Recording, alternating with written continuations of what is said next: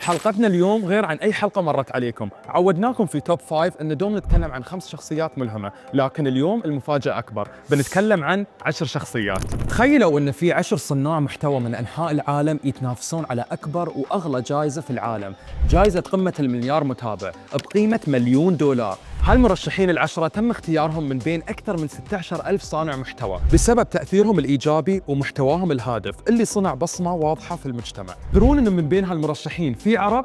يلا جاهزين تعرفون منوهم؟ أحمد أبو زيد من مصر، صانع محتوى تعليمي يزرع حب التعلم في ملايين الناس بأسلوب ممتع ومفيد.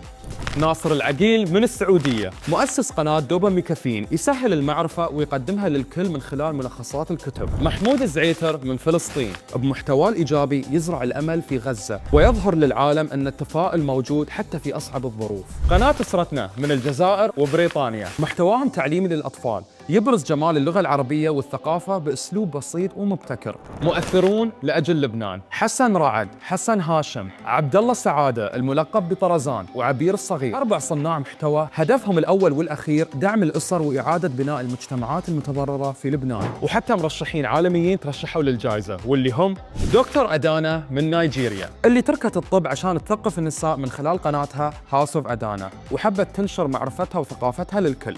سايمون سكويب من بريطانيا، رائد أعمال يساعد الناس على تحقيق أحلامهم بمحتوى ملهم وتجارب واقعية. نرمال بورجا من بريطانيا، حطم أرقاماً قياسية بتسلقه أعلى 14 قمة في العالم، ويشتغل على دعم مجتمعات الهيمالايا وحماية البيئة. سامويل ويدنهوفر من أستراليا، ينشر الأمل والسعادة من خلال العطاء ويؤمن أن الخير يغير حياة الناس. تشارلي روكيت من أمريكا، خصص وقته لدعم الناس لتحقيق أحلامهم من خلال أعمال الخير ومؤسسة آلة الأحلام. كل واحد من هالعشرة ترك بصمة إيجابية بمحتواه، لكن بس واحد منهم بيفوز بجائزة $1,000,000. صوتوا الحين على vote.1billionsummit.com والحقوا، ترى التصويت ينتهي 28 ديسمبر 2024.